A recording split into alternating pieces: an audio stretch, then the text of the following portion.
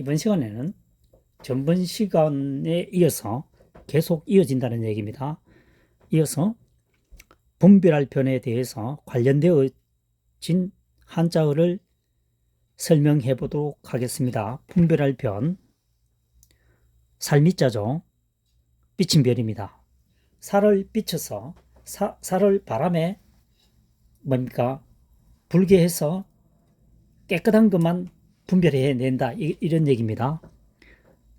그러니까 추수를 하다 보면 돌도 있을 수도 있고 먼지도 있을 수도 있고 뭐 기타 사람이 잘 먹지 못하는 게 섞여 있겠죠. 그런 것을 비춰서 바람을 이용해서 빗나가게 해서 분별한다. 분별할 변이 됩니다. 여기에 파생되는 한자가 17개입니다. 설명해 보도록 하겠습니다. 성시반 뜨물반입니다. 여기서는 성시반으로 설명하면 이 글자를 이해하기가 힘드니까 여기서는 뜨물반으로 설명해 보도록 하겠습니다. 뜨물, 살뜨물. 이게 표준말인지는 모르겠지만 살뜨물. 살을 씻고 난 후에 나오는 조금 진한 물이겠죠. 글자를 파자 분석해 보면 삼수변입니다. 변이라고 하는 것은 좌측에 오는 붓을 말하는 거죠. 삼수변. 그 다음 뭡니까? 차례번입니다. 차례번. 분별할 변은 차례번으로 같이 하나로 묶어서 설명하면 쉽습니다. 삼수변, 차례번이죠. 어떻게 됩니까? 물을 이용하여 차례대로 씻어내는 것을 뭐냐면 살뜨물이다, 이런 얘기입니다. 살뜨물 반이 되겠습니다. 뜨물반. 그 다음에 넘칠 번으로 해석을 하면 어떻게 됩니까? 물이 순서대로 넘어간다는 얘기죠. 이런 얘기입니다.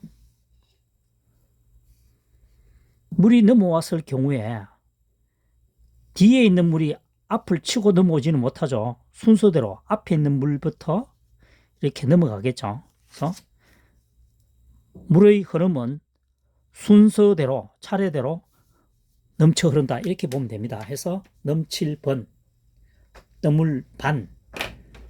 자세히 보면 이 글자가 훈과 음으로 두 개가 사용되고 있는 거죠. 음이 반번입니다. 반번, 뜨물반, 성시반. 두 번째는 차례번이니까 음이 두 개로 사용되는군요. 그 다음에 11번째입니다. 우거질 반입니다. 우거진다라고 하는 것은 숲이 우거진다, 무성하다, 이런 얘기겠죠. 무성할 반, 우거질 반. 1급에 해당하는 글자입니다. 이 글자를 통째로 외우는 것보다는 우거질 반에 설명할 수 있는 연상되어지도록 분리하여 학습하게 되면 우리가 기억 저장하는 데 훨씬 더 효과적이라는 거죠. 그래서 이것을 파자 분석을 해보면요. 초두머리, 초. 풀초자죠. 풀초자인데 머리 있죠. 머리라고 하는 것은 맨 윗부분이죠. 그래서 맨 위에 있는 초다, 이 말이죠. 그래서 초두머리 초라고도 합니다. 풀초라고 해도 되죠. 어쨌든 여기서는 초두머리 초라고 하면은 이 풀초가 이 한자의 가장 윗부분에 서여지겠구나, 이런 걸 얘기를 해주는 거죠. 암시해 주는 거죠. 그래서 뭡니까? 풀들이 차례로 순서대로 위쪽에도 많다라고 하는 것은, 머리까지 있다라고 하는 것은 어떻게 됩니까? 맨 위까지, 아래에서 맨 위까지 풀이 많다라고 하는 것은 결국 우거졌다는 거죠. 무성하다는 얘기죠. 그래서 우거질 반, 무성할 반, 이렇게 하면 되겠습니다. 1급 한자입니다. 그 다음 울타리 번자에 대해서 설명을 해보도록 하겠습니다. 물수변이죠. 물수변. 물수변. 변을 빼고 물수를 할 때는 이렇게 적죠. 물수. 일반적인 단독으로 쓰일 글자가 물수죠. 함께 글자가 이 물수가 다른 쪽에 붙었을 때는 물수변으로 전환하게 되는 거죠.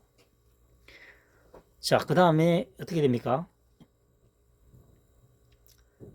떠물반이죠. 떠물반. 여기서 우거질반이죠. 울타리 지금 12번째 설명을 하고 있으니까 우거진 곳에, 다시 말해서 무성한 곳에 뭡니까? 물을 뿌린다. 무성한 곳에 물을 뿌린다 하면은 울타리가 됩니다. 설명을 해보도록 하겠습니다. 집에서 물을 뿌리는 곳은 울타리가 있습니다. 울타리에 부엌에서 또는 살을 씻고 난 이후에 사용한 물을 울타리 주변에다가 물을 주게 됩니다. 이 물을 가지고 먼 곳에 가서 버리는 사람은 아무도 없겠죠. 그래서 우거진 곳에 물을 뿌리는 곳은 집 가까이에는 울타리다. 이런 얘기입니다. 울타리 번이 되겠습니다. 13번째, 물가옵니다. 물가라는 것은 내용을 알겠죠. 물 주변입니다. 물 주변. 산이 있거나 산이 있다고 가정했을 때 물이죠. 물가는 요 타원형 요 부분이죠. 이 부분을 물가라고 하는 거죠. 주변.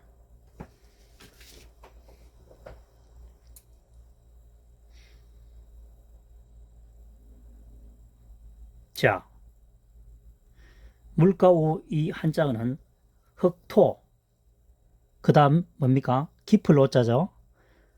흙이 깊어지기 시작하는 곳은 이 물가라는 얘기입니다. 물가, 이 물 안쪽으로 진입할수록 이제 깊어진다는 이런 얘기죠. 물이 깊어지기 시작하는 그 시작점은 물가다라는 거죠. 여기는 별로 깊지 않지만 안쪽으로 들어오면 깊어진다 이런 얘기입니다. 그 다음 14번째 접낼심 2급에 해당하는 한자군요. 한번 살펴보도록 하겠습니다. 살필심이죠. 살필심. 그 다음 좌측에 있는 것이 물수변입니다. 물을 살핀다는 거죠. 물을 살핀다. 이게 무슨 얘기냐면은 요즘은 집에서 한약을 다리는 경우는 거의 없지만 과거에는 대부분 다 집에서 다려 먹었습니다. 이유는 단 한 가지입니다. 비용을 절감한다는 거죠. 한약을 먹기도 힘들 뿐더러 먹기도 힘이 들고 또 부모의 마음은 정성이 깃들여야 한다 해서 다려 먹지 않고 집에서 직접 다리는 경우가 시골에는 특히 심했습니다. 시골에는 특히 많았다는 얘기죠. 그래서 물을 살펴가면서 접을 낸다 이 얘기입니다. 쥐어 짠다는 말 있죠. 수건 속에 한약을 넣고 손으로 쥐어 짠다는 겁니다. 쥐어 짜는데 그것을 그냥 짜는 것이 아니고 물의 양, 생각 없이 쥐어 짜면 물이 다 어디로 갑니까? 옆으로 다 튀어버리겠죠. 그릇에 그 한약을 정성스럽게 담으려면은 물 나오는 것을 살펴봐야 되겠죠. 아주 자세히 살펴봐야 됩니다. 그것도 아주 귀한 음식이니까요. 한약은 1년에 한 번 먹을 수 있는 가정집이 거의 없었습니다. 지금 생각하면 이해가 잘 안 가시겠지만요. 여하튼 과거에는 그랬습니다. 15번째 슬플 오자입니다.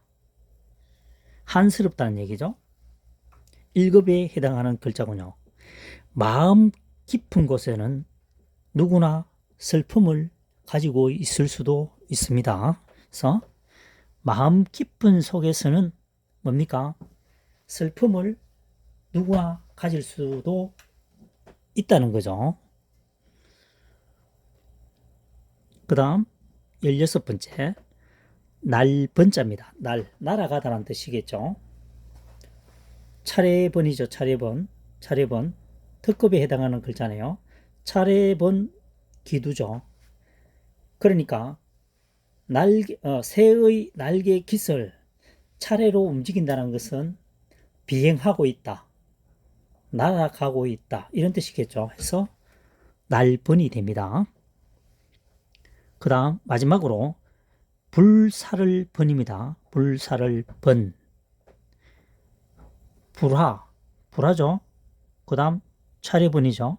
차례번. 불을 차례대로 순서대로 계속 뭔가 집어넣는다는 것은 태우겠다는 얘기입니다. 불 살라버리겠다, 이런 의미겠죠. 그래서 이 글자는 불사를 번이 됩니다. 불사를 번.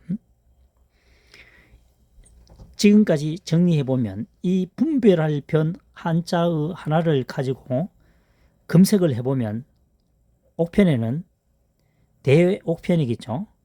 230여 개의 한자가 쏟아져 나옵니다. 이 중에서 현재 한자사랑이 우리가 흔히 쓰는 글자 17개만 선별하여 설명한 내용입니다. 그러니까 한자어를 적어도 열심히 공부하겠다는 기본 취지를 가지고 있으면 부수는 기본적으로 어떻게 됩니까? 정확히 알고 있어야 된다는 얘기입니다. 영어 단어를 외우고자 하는 사람이 ABCD 알파벳을 어렵다고 생각해버리면 영어 자체가 안 되는 거죠.